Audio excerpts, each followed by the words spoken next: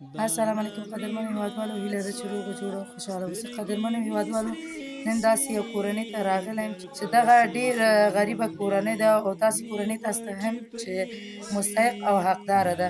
نو راځئ لومړی د دې کور ګورو او بیا د دې حال تاسو سره شریکوم. ګاړی زه دې په ژوند کړم غم لکه مړی زه دې په ژوند کړم غم لکه مړی.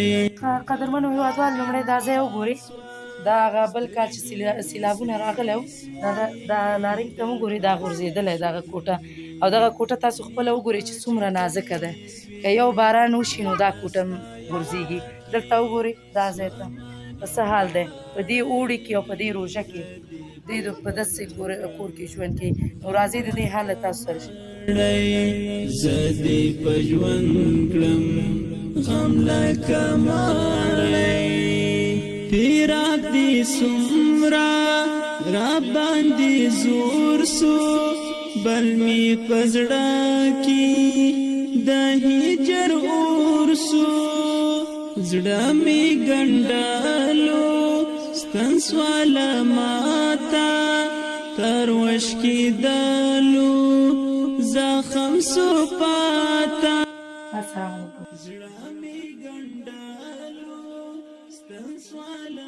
څنګه یې خورې ښه یې؟ ماشومان دې ښه دي؟ روژه څنګه تېروئ؟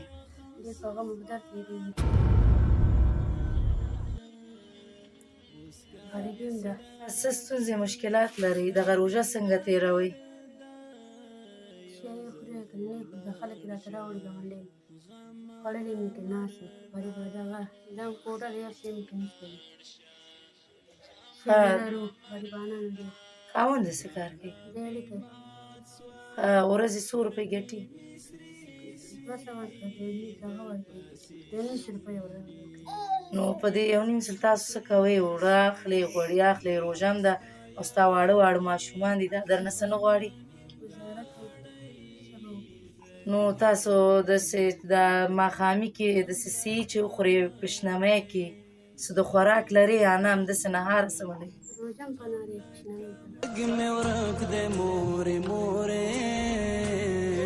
خور جانې، روژې سره څنګه یې؟ څه رقم تېروئ؟ زړه کې دې څه ګرځي؟ نه خفه کېږې نه ناهیله کېږې؟ خفه کېږم ولې نه چې خلکو مسترخوان ته ډک ناست موږ تش ناست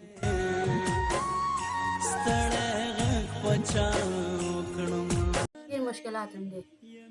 ښه خورې، دغه چې ته ورځ هم نهارې په شنمۍ هم نهارې، نو دا څه رقم تاسو تېروئ؟ زه تاسو مشران یې تېروئ، دا ماشومان څنګه کوي؟ جاړي چغې وایي څه وکړو؟ ښه چې هغې د جاړې تا نه غواړي، زړه دې نه ناهیلې کېږي؟ زړه کې دې څه نه ګرځي چې کاش زمونږ هم همداسې ژوند وای ښایسته؟ وایي زړه مې خفه کېږي، ښه ژړا راځي، زړه مې خفه شي څه وکړم؟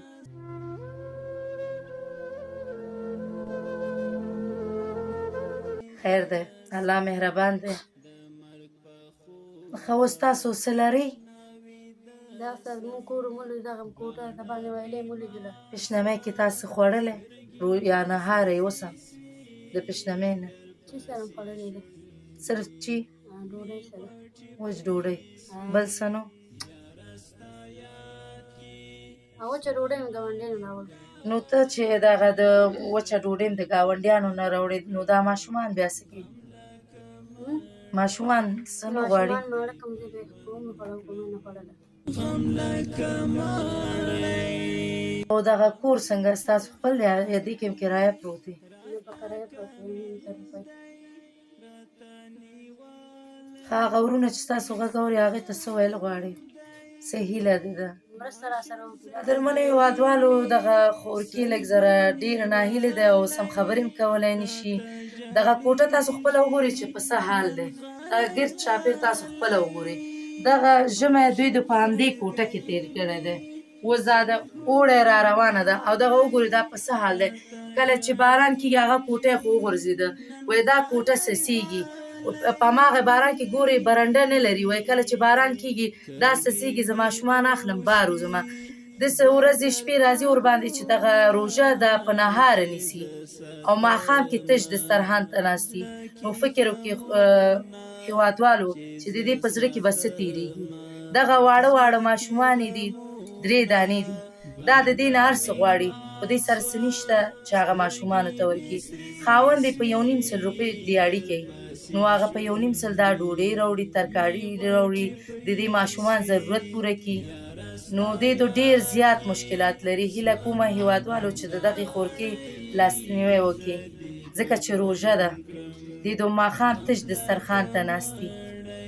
نو دغه روژه مبارک میاشت دی، باید صدقه وباسي، او صدقه په داسې خلکو باندې کېږي. هیله کوم هیوادوالو چې له دې سره مرسته وکړي. که چیرې غواړې مرسته وکړي نو زما د واتساپ شمېره ده 080 د لیدو څخه مننه. د لمبا توندا لکه